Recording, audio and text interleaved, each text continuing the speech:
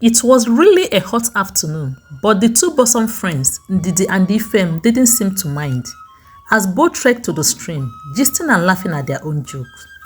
Nothing ever seemed to matter to them each time they are together. They both love each other and enjoy each other's company so much. As they walked down to the stream, all of a sudden Ndidi stopped, like someone who had seen a ghost. "Look at this, Ifem," Ndidi said, pointing at something inside the bush. Ifem stopped to see what her friend was pointing at. "I can't see a thing, Ndidi. What is that you are pointing at?" Ifem asked her. Ndidi, without speaking, slowly entered the bush, while Ifem stood outside watching her. She stopped when she got under a huge tree and bent down to pick something from the ground. "Ifem, look at what I found," Ndidi called, raising a beautiful necklace made of beads up, rushing out of the bush so that her friend could see the necklace well. "Wow, this is really beautiful," Ifem exclaimed and took the necklace from her friend Ndidi to examine it. "I have never seen this type of beads before," Ifem said, turning to her friend, who also admitted the beads are unique and beautiful. Ndidi meant to take back the necklace, but Ifem quickly put it on. "This is so beautiful," the two friends shouted happily, admiring the necklace. "I love this necklace so much. See how beautiful it sits round my neck. Please let me have it, Ndidi. Please," Ifem pleaded her friend. Ndidi laughed. "You can't be serious, Ifem. I love it too, can't you see it? It's just one, and I was the one who found it and picked it up," Ndidi said and collected back the necklace from her friend and wore it round her neck. The two friends continued their journey to the stream, but Ndidi noticed Ifem was acting cold towards her and hardly speaks to her. "I do not like the way you are, Ifem," Ndidi said to her friend when they got to the stream. "See, Ifem, we can be sharing the necklace. That's if you don't mind. It's no longer my own alone. I will have it for a week, and you will have it for a week too. Let's do it this way," Ndidi suggested. Ifem's mood brightened and her eyes shone with excitement. "Are you sure, Ndidi?" Ifem asked and ran to her friend and embraced her. "Of course, Ifem, I'm serious. You are my friend and I love to see you happy. You can even have it for this week. Then next week will be my turn," Ndidi said and removed the necklace from her neck and wore it on her friend's neck. Ifem was so happy, and the two friends moved to the shore to fetch water. The moment Ndidi bent her head down to fetch water, Ifem forcefully pushed her into the river, knowing too well her friend Ndidi doesn't know how to swim. She stood and watched as Ndidi struggled hard with the water, calling for her help. She wasn't moved by her friend's plea. She stood where she was and watched with smile as the water drowned her bosom friend Ndidi. "The necklace is finally mine," she uttered as she ran her hands around the necklace in admiration. "I won't have to share it with Ndidi anymore." She looked around to make sure nobody else witnessed what happened and was pleased when she noticed she was all alone. She quickly grabbed her water pot and ran with it, screaming and calling on people to help save her friend who was drowning. Villagers that heard her cry for help ran to the stream as fast as their legs could carry them. Some good divers dived into the river in search of Ndidi. After what seemed like an hour, Ndidi's body was found and brought out of the river. It was a sad evening in Oga Kingdom. People were heartbroken, especially those that knew Ndidi. They kept asking themselves, why do bad things happen to good ones all the time? Ndidi's parents were heartbroken and couldn't stop crying. "Why my daughter?" the mother cried. The villagers were also consoling Ifem, who was crying on top of her voice, rolling on the hard soil. Some who knew how close the two friends were worried that Ifem might hurt herself. Ndidi was buried and was given a befitting burial. Gradually, things went back to normal. Ifem started living her normal life again. She started adorning herself with the necklace. She would wear it to the marketplace, village square, peer group gatherings, festivals, and people would always stop to admire the mysterious necklace because the necklace was so beautiful and attractive. A lot of wealthy families had offered her a huge sum of money in exchange for the necklace, but Ifem had refused. People have asked her countless times where she purchased the necklace from, and she had boasted a prince from neighboring kingdom gave it to her as sign of his love for her. Her friends and age mates envied her.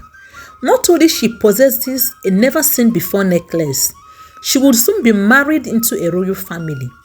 Ifem's life was so beautiful. She loved the attention and respect she was getting from the people. Everyone wanted to be her friend. Everybody wanted to be in a good book with a prince bride. Ifem doesn't allow anybody wear her necklace, including her siblings and parents. She never drops the necklace. The necklace is always around her neck, even when she sleeps. Ifem was surprised one day when she went to market to purchase some items for the family, and nobody seemed to notice her neck.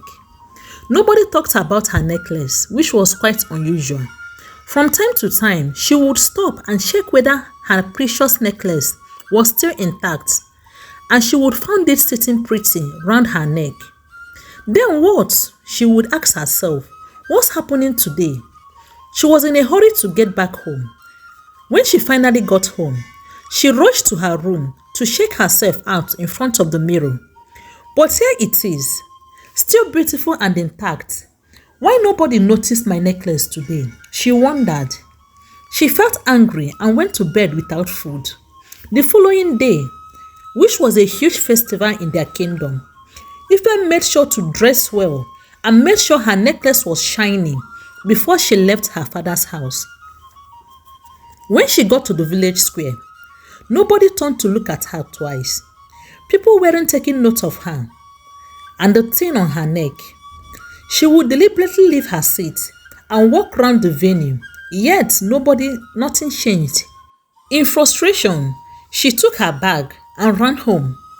When she got home, she met her parents closing the doors to leave to the village square for the festival. They were surprised to see her back so soon. Is anything the matter? They asked her. Why are you home so soon? They kept asking. Ife was crying. Is there anything wrong with my necklace? She asked them. Her parents looked at each other and was wondering what necklace she was talking about. What necklace, my daughter? Her father asked her. My favorite necklace, of course. The one I'm putting on, father. Ifem screamed. Oh, forgive me, my daughter. I'm just noticing it now. Her father said, going closer to her. But what did you do to this beautiful necklace, Ifem? It's no longer shiny. It seems to have lost all its beauty. Ifem's mother also came closer to examine the necklace. What happened to this necklace, Ifem? Her mother asked, looking at her. How can you be this careless with a precious gift from a prince? Her angry mother asked her. Ifem was confused. As she looked from her mother to her father, she cried, I did absolutely nothing to the necklace. I have never taken it off my neck, let alone destroying it, she cried. She ran into the room and brought out a large mirror to see for herself. She couldn't believe what she was seeing. A tasteless, dull, unattractive, ugly beads hung around her neck. She cried on top of her voice and reached out to remove it from her neck, but she couldn't. She tried again and again, but couldn't remove the necklace from her neck. She tried to break the tiny rope holding the beads together, but the rope couldn't break. Her parents were watching in total confusion. Her father ran to her and tried to remove it himself, but he couldn't. The mother, who had been looking at the two and thought the two were playing around, laughed and asked the father to step aside while she removes it herself. She searched for the hook, but was surprised to see no hook on the necklace. How come did you get it round your neck, Ifem? She asked her daughter. Go get me a sharp knife, she said to her husband. When her husband brought the knife, she tried to cut it, but she couldn't. Her husband took the knife from her and tried to cut it too, but they couldn't cut the necklace. They became terrified, including Ifem. Who the hell did you say gave you this necklace? Which prince did you say gave you this necklace, Ifem? They asked their daughter. Ifem couldn't answer. She was crying. Her father went inside the house and brought kerosene and sprinkled on the tiny rope and told Ifem not to worry, that by tomorrow the rope would become weak and they would cut it.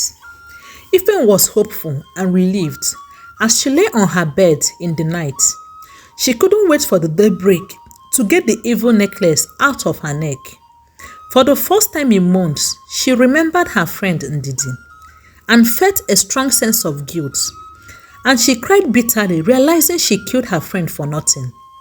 Ifem was the first to wake up in the morning. And the first place her hands went to was her neck to see if the rope had become weak. But to her greatest surprise, the necklace had become tighter and closer to her neck, almost choking her. She cried out and ran to her parents' room, using one of her hands to hold the necklace from hurting her neck. Her father quickly opened the door when they heard their daughter knocking repeatedly on their door. "What is the problem this early morning, Ifem? Why have you refused to let us sleep?" Her father asked her angrily. My neck, father, my neck is hurting. The necklace is hurting my neck. I can't breathe properly, father." Her father looked terrified. He immediately swung into action. He held the necklace with his two hands and tried so hard to break the rope, but he couldn't. "Get me that sharpest knife," he shouted, and Ifem's mother ran to the kitchen to fetch the knife. When the knife was brought to him, he collected it and tried cutting it, but the rope couldn't cut. The rope kept shrinking and becoming tighter on Ifem's neck. Ifem was crying in pain, asking her parents to do something fast. Her parents were confused and looked terrified because they had never seen such before. "Now you would have to tell us the prince that gave you this necklace. We need to meet with him as soon as possible," her father said to her. "Which neighboring kingdom do you say the prince came from?" Her father asked her. Ifem fell on the ground crying and holding the rope from hurting her neck. "I found the necklace in the bush myself. No prince gave it to me," she cried to her parents. Her parents were taken aback and disappointed that their daughter had been lying to them. But they hid their disappointment and was bent on finding a solution to the problem at hand. They decided to take her to the village shrine to meet with the chief priest, the eyes of the gods. When they got to the shrine, they met the chief priest seated in the shrine. The moment he sighted Ifem, he shouted, "The necklace of the dead! What have you done, young maiden?" Ifem's parents were lost and surprised. "Please, eyes of the gods, I do not have an idea what you are talking about. We are only here so that you could help our daughter get this evil necklace out from her neck before it strangles her," Ifem's father pleaded. The chief priest looked at Ifem and spat in disgust. "Your daughter here embodies evil," he said, pointing at Ifem. "The evil she committed had come to dwell with her, and I do not have the power and right to undo what she had done. Ask your daughter where she got this necklace from. Before gods and before us humans. Speak, young maiden, speak. Tell how you came about this necklace," the chief priest shouted at Ifem. Ifem bent her head, ashamed, and cried as she narrated how her friend Ndidi found the necklace and how she envied her, wanting the necklace to be hers alone, pushed Ndidi into the river. Her parents were shocked and heartbroken. They would have sworn that their daughter could not be that evil. Ifem's mother was crying. "Your daughter here is paying for the evil she committed," the chief priest started when Ifem was done with her confession. "And she must pay with her life. The necklace round her neck isn't an ordinary necklace. It's from the gods. It was supposed to bring fortune, wealth to the two friends, but your daughter's heart was filled with envy and evil. And with her evil deed, she invoked the evil side of the God's gift. Take her away from here. She disgusts me," the chief priest shouted. Ifem's father and mother carried their daughter home. News spread throughout the village that Ifem killed her friend Ndidi because of a mysterious necklace. And Ifem's parents could no longer associate with the villagers because of the shame their daughter brought upon them. The last days of Ifem's life was miserable. She cried and struggled in pain as the necklace gradually strangled and killed her. The outstanding moral lesson from this video is the need to be careful of ones we call friends. The signs are usually there from the beginning, but a lot of people do not pay attention.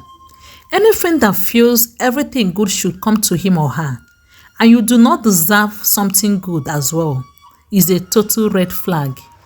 You can also share with us what you got from this video in the comment section. And please subscribe for other amazing videos. Thank you so much for your support and time. Bye.